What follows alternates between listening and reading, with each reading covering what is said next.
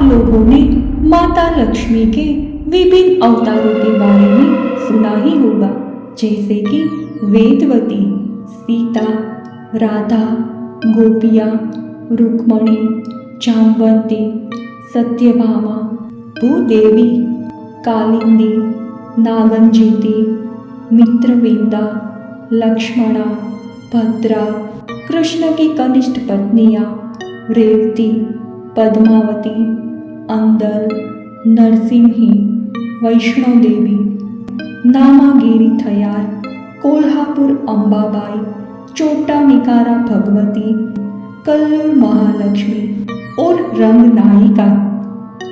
इन्हीं में से एक अवतार है कृष्ण की कनिष्ठ पत्नियां।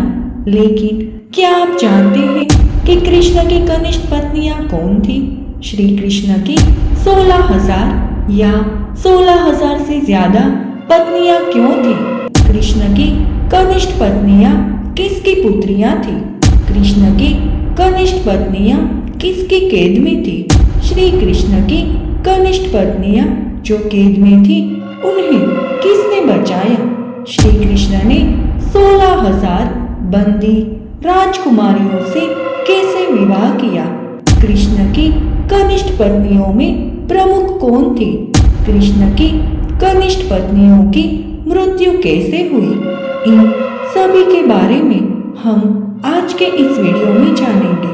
तो चलिए शुरू करते हैं कृष्ण की कनिष्ठ पत्नियों के जीवन का आध्यात्मिक सफर।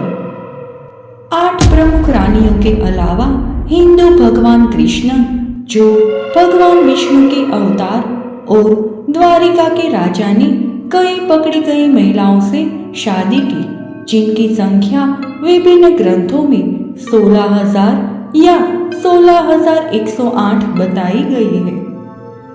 भागवत पुराण में उल्लेख है कि बंदी महिलाएं राजकुमारियां हैं। विष्णु पुराण में कहा गया है कि वे देवताओं, सिद्धों, राक्षसों और राजाओं की पुत्रियां हैं। कालिका पुराण और हिंदू महाकाव्य महाभारत की आदि पर्व पुस्तक के अनुसार वे अप्सराएं थी। सदियों बाद लिखी गई शांति पर्व पुस्तक के दाना धर्म अध्याय में देवी भूदेवी ने उन्हें कृष्ण की पत्नियां होने का आशीर्वाद दिया है। कुछ किंवदंतियां बताती हैं कि उनके पिछले जीवन की घटनाओं के कारण वे कृष्ण की पत्नियां बनी।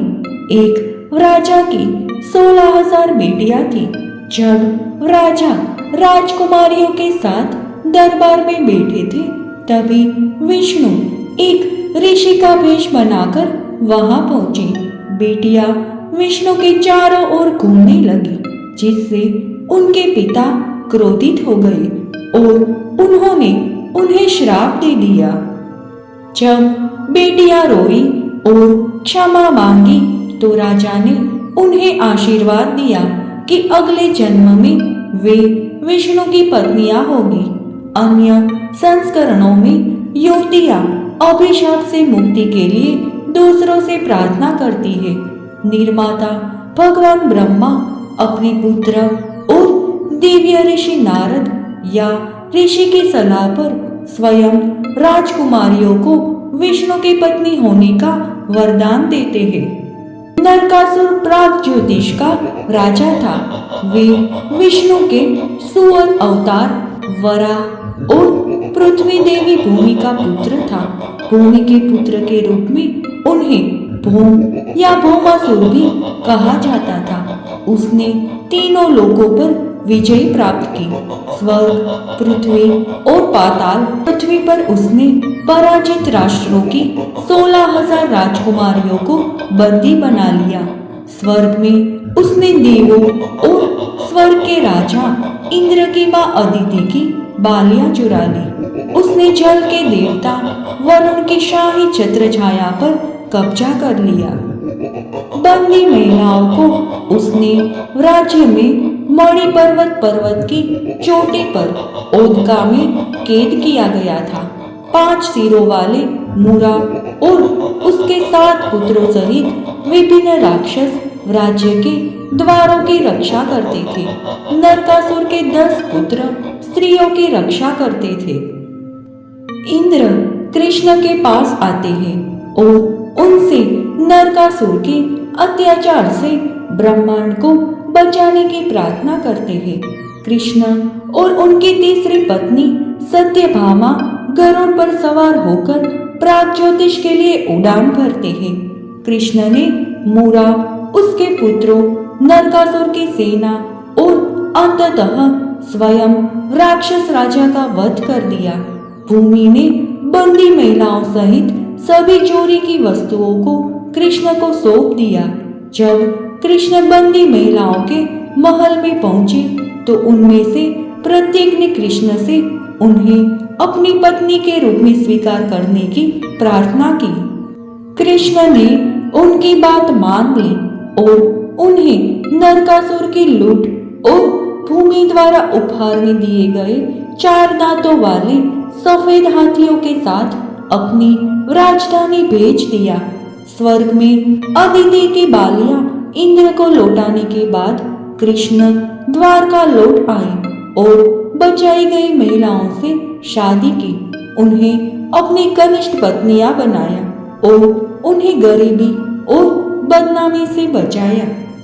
भागवत पुराण में कृष्ण की पत्नियों के विवाह के बाद के जीवन का वर्णन है। प्रत्येक कनिष्ठ पत्नी को सैकड़ों नौकरानियों के साथ एक घर दिया गया था। कृष्ण स्वयं को कई रूपों में विभाजित करते थे।